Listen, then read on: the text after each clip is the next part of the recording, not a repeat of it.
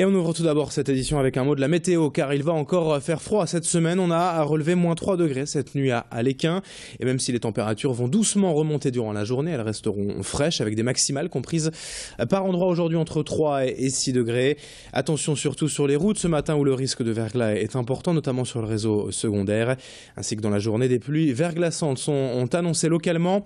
On fera un point complet sur cette météo juste après ce journal. Mais déjà, si vous voulez passer un hiver serein sur les routes, pensez à bien préparer votre véhicule.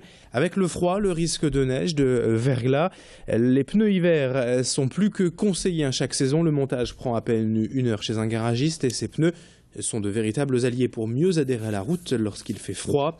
D'autres recommandations sont à prévoir sur votre véhicule durant l'hiver, notamment pour l'aider à mieux passer les nuits froides et les démarrages glacés le matin. Il existe pour cela des forfaits de révision hiver chez les spécialistes et Thibaut Paquis est allé en rencontrer un justement pour avoir quelques bons conseils. Alors aujourd'hui vous allez avoir du lave-glace dégivrant qui a supporté jusqu'à moins 15 degrés pour 3 € le bidon de 5 litres. Vous avez également du dégivrant pour le pare-brise en bombe qui va vous coûter à peu près 1,50 € et du dégivrant serrure qui va vous coûter même moins d'1 €. Ce qui permet, si vous voulez, d'avoir déjà un véhicule qui va mieux supporter le froid et qui va éviter aussi pour vous de rester bloqué.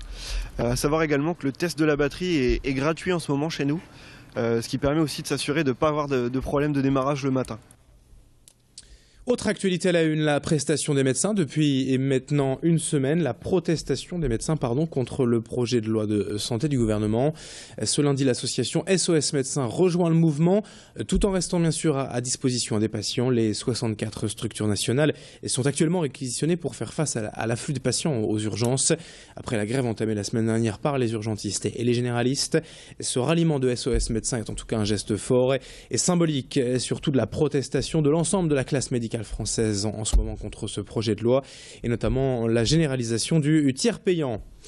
L'actualité en images, c'est également cette semaine le sport, la Coupe de France de football, car ce week-end on joue les 32e de finale.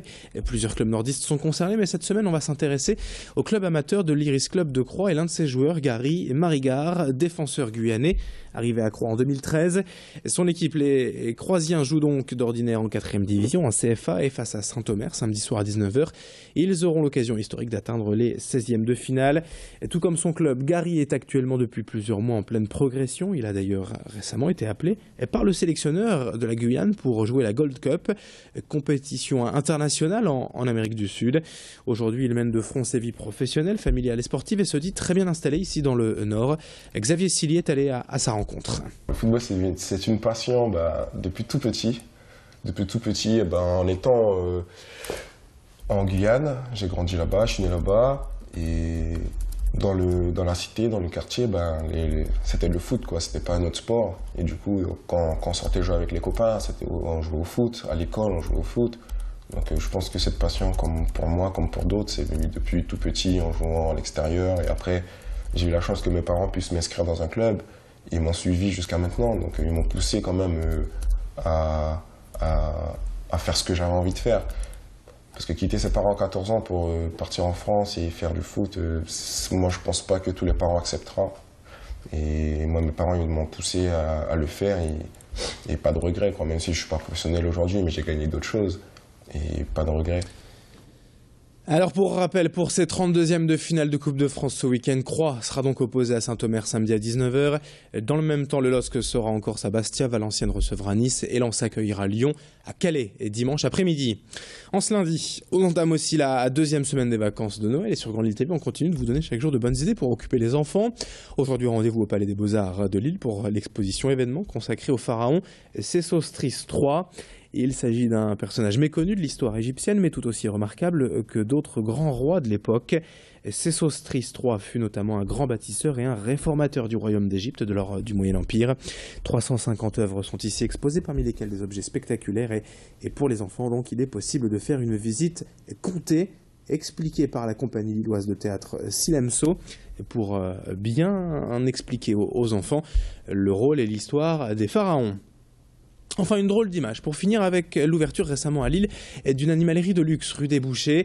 Les Fauves Mondains proposent toutes sortes d'accessoires, de vêtements et d'éléments pour chiens et chats.